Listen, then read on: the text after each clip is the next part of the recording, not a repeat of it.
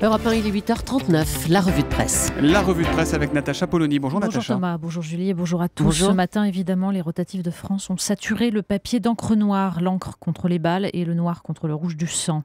Et puis ces mots qui reviennent, le Figaro, dont le bandeau est passé du bleu au noir, la liberté assassinée, le Parisien, ils ne tueront pas la liberté. Libération, nous sommes tous Charlie. Les Échos et cette photo d'un impact de balle dans une vitre, face à la barbarie. Et puis la Voix du Nord avec la photo de 4 des victimes, Cabu, Wolinski, Charb et Tinius, le massacre des insolents.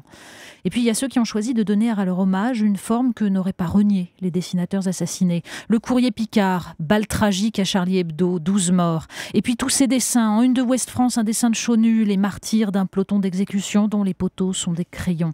En une de l'Alsace, c'est signé Salle, ce personnage de Charb minuscule dans la main d'un mollah à la gueule grande ouverte, mais qui glisse un crayon entre les dents de celui qui prétend le dévorer. Il faut lire absolument ce matin les éditoriaux dans la presse, Natacha. Oui, il y a la sidération, bien sûr, dans chaque phrase, dans ces mots toujours les mêmes, horreur, carnage, résistance, dignité. Parce que, comme le rappelle Dominique Young dans les dernières nouvelles d'Alsace, avant de s'offusquer doctement des caricatures de Mahomet et autres railleries sur papier journal, il convient de repousser sans relâche les esprits dévoyés qui s'emploient à faire de la bigoterie le tremplin de la haine et le marchepied de la barbarie. Ce rappel est essentiel pour qui décrypte derrière les réactions d'effroi, les appels à l'union nationale, les nuances qui ne tarderont pas à se faire jour. Dans le Figaro, Alexis Brézé répète ce mot inlassablement, la guerre. Depuis hier, écrit-il, les euphémismes ne sont plus de mise, c'est une guerre, une vraie guerre qui nous a été déclarée. La guerre du fanatisme islamiste contre l'Occident, l'Europe, les valeurs de la démocratie. Et quelques lignes plus loin, il avance les premiers mots qui fâchent. Trop longtemps, au nom d'un humanisme perverti, d'un antiracisme dévoyé, nous avons fait preuve de complaisance envers nos pires ennemis. Trop tôt pour l'écrire, peut-être ?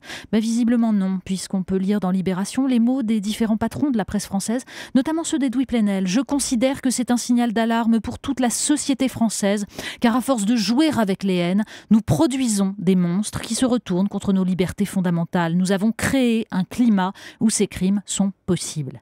Oui, pour Edoui Plenel, c'est le climat qui est en cause. C'est nous, mais qui est ce nous, qui jouons avec les haines. D'ailleurs, dans son éditorial, Laurent Geoffrin renchérit. Est-ce un hasard ? Les terroristes ne se sont pas attaqués aux islamophobes, aux ennemis des musulmans, à ceux qui ne cessent de crier au loup islamiste. Ils ont visé Charlie, c'est-à-dire la tolérance, le refus du fanatisme, le défi au dogmatisme. Ils ont visé cette gauche ouverte, tolérante, laïque, trop gentille sans doute, droit de l'homiste, cette gauche dont se moquent tant Houellebecq, Finkielkraut et tous les identitaires.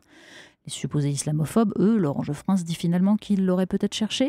Il ajoute plus loin, nous savons que cette profession est dangereuse. C'est oublier qu'elle ne l'est pas pour tout le monde et qu'il serait malvenu de se draper du courage dont seule la rédaction de Charlie Hebdo savait faire preuve.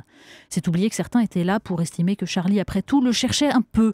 C'est sans doute pour ça que dans l'Humanité, Gérard Biard, rédacteur en chef de Charlie Hebdo, miraculeusement absent de la rédaction hier, ose s'énerver.